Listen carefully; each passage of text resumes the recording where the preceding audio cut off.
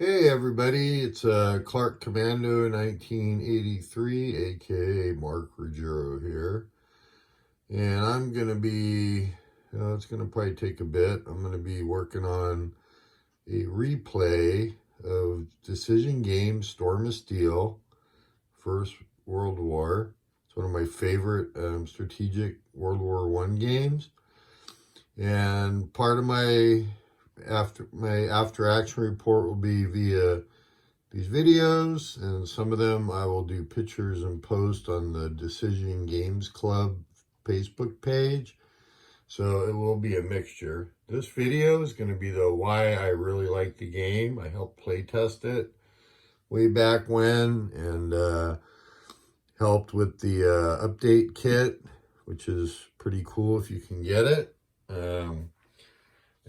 Anyways, the game's still in print. It's fairly expensive, but in my opinion, it's worth it. I've played, I don't know, 7 or 8 campaign games of it over the years now. And so anyways, let's get started.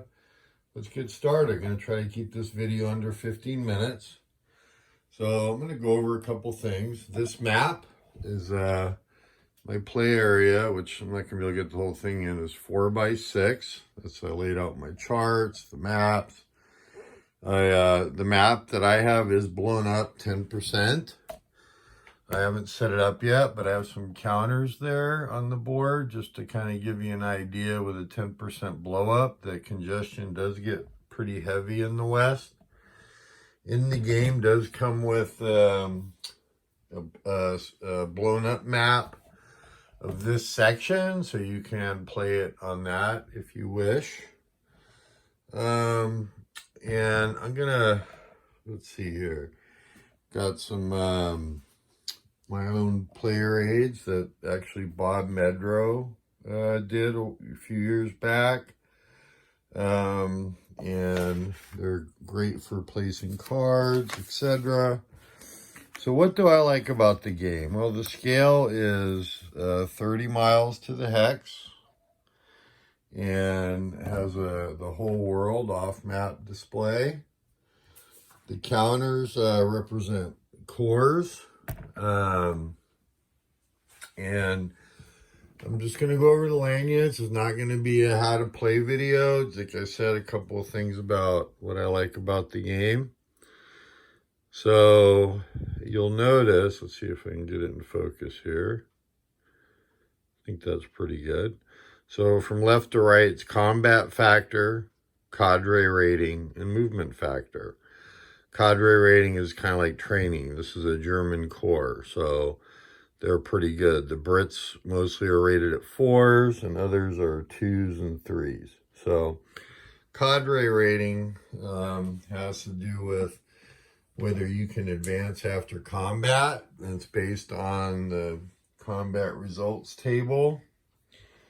This game incorporates naval, all your land stuff.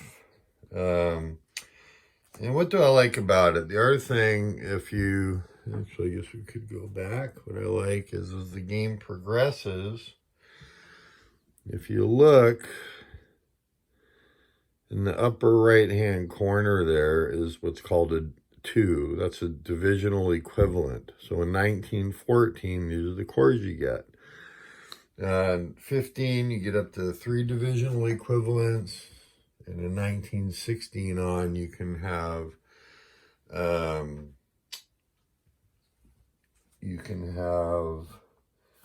up to 4 divisional equivalents. So the stacking limit's 3 cores.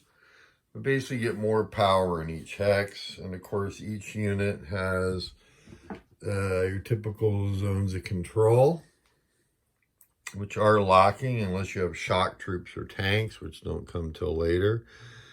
That's the entrench side. If you're playing 1914, you can't entrench. Most units, the combat factor doubles. Cavalry is 1.5 usually, and the Ottomans are triple because they were really good on defense. So, but anyways, what's some of the things I really like about the game? Well, let me just tell you. stacking is always in effect, right?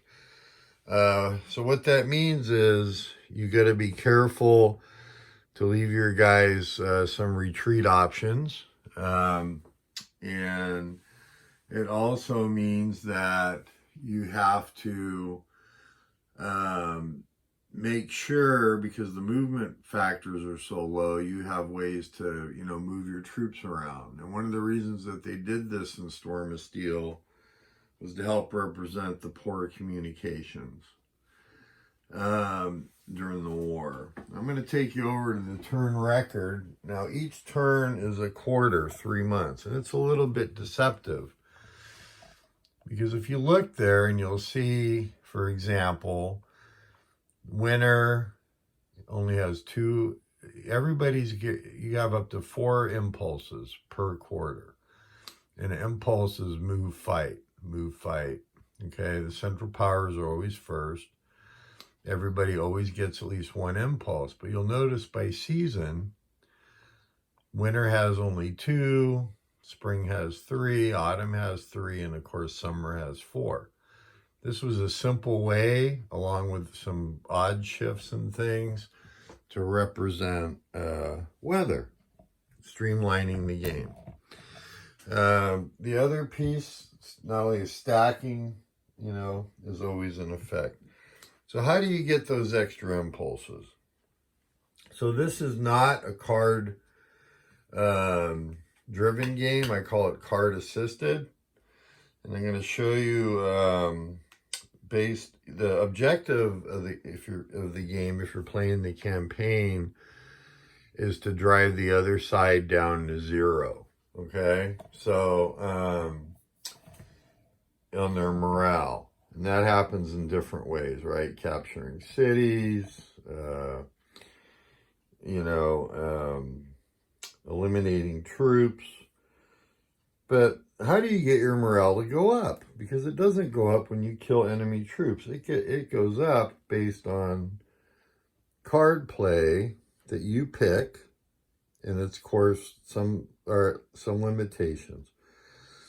For example, for my replay, which is another reason I'm doing this video, I'm going to be following the historical cards. There are many more choices in the game that, you're obviously can, pick outside the historical choices.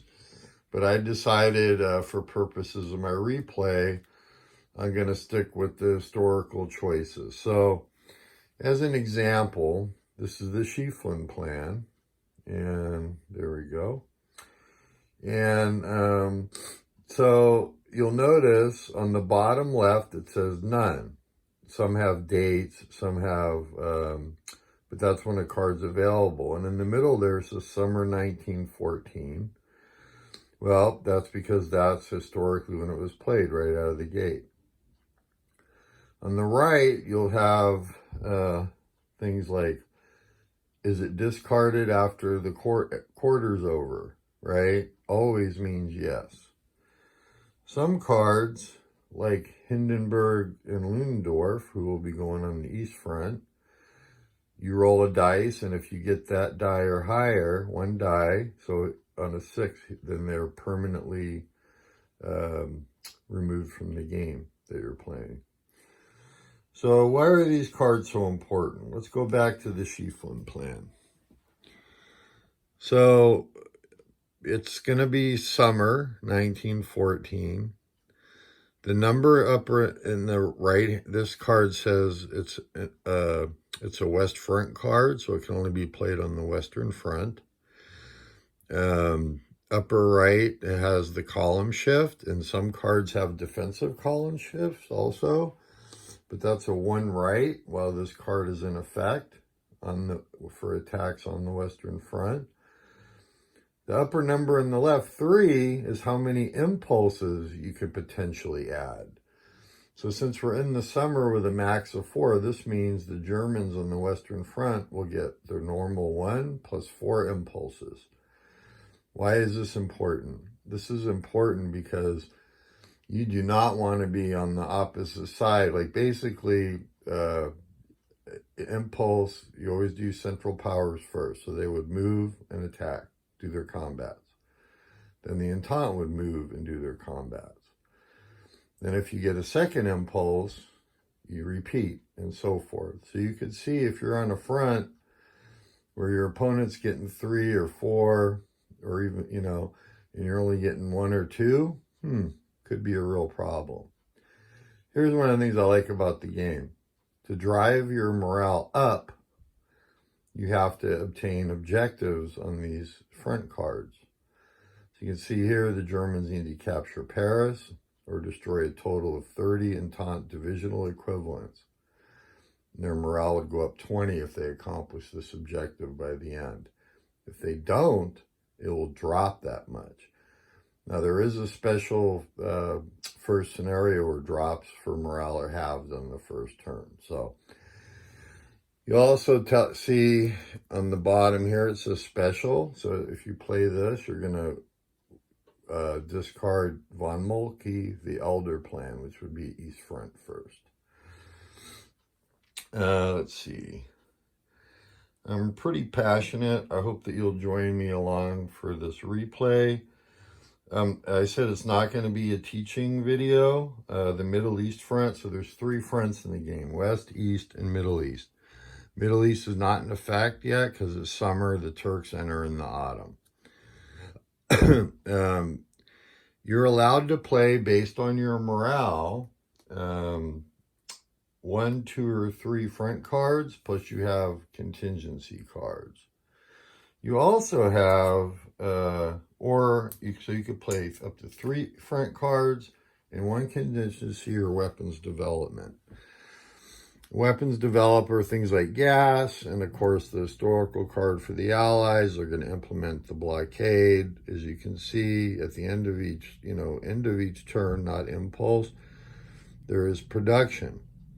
So some of these have die roll ranges. This one's automatic. The Entente will just have to spend 20 production points to put the blockade. That's your weapons and tactics. But you can do things like make gas, tank brigades, shock troops, things like that. Also, I'm going to show you another thing I like, is the combat results. So as you can imagine, anybody can do a probe. Assault combat is common and it's mandatory if it's an industrial city, a fort, or entrenched units. Unless you have infiltration, which shock troops and tanks and things like that give you that. Gives you all the shifts. You have a maximum allowable shift of plus or minus to the right, to the left. The one thing I did make a note is if the defender's out of supply, there's a shift to the right, and if the attacker's out of supply, there's a shift to the left. That's in the rules. For some reason, it got left off the charts. Anyways, I hope you come along for the ride and join me for my replay. I'm pretty excited to do it. I do want to just show you, like, the map is very clean. The movement points are pretty low, but you'll notice the terrain and whatnot. Also, up north here, you know, there is a section that includes a bunch of Finland that I cut off because there's no need for it. Originally, I believe the intent was if the game was, you know, somebody wanted to develop a Finnish Civil War scenario or something, but I just cut it off because there's no need for it. And like I said, this map is blown up 10%. This is my 4x8 table. And you can see I got a big mess on the end, but I measured, and I'm using a 4x6. Now, obviously the footprint will be smaller if you're, you know, don't blow your map up. So thank you for watching, and my videos are pretty amateurish, but I do it because I love it. I love the hobby, and I hope that you join me on this journey, and maybe it will get you to bust that game out. And let me end it with saying this game has plenty of single front scenarios. yearly scenarios. You don't get the space, you can do one map. It comes with 3 maps. Tons of diplomacy, tons of just all kinds of fun stuff. So anyways, thanks for watching. All right. And if you enjoyed it, click subscribe and get alerts. And I don't do videos a lot, but you know, you can check out what I got. All right. Thank you. Bye.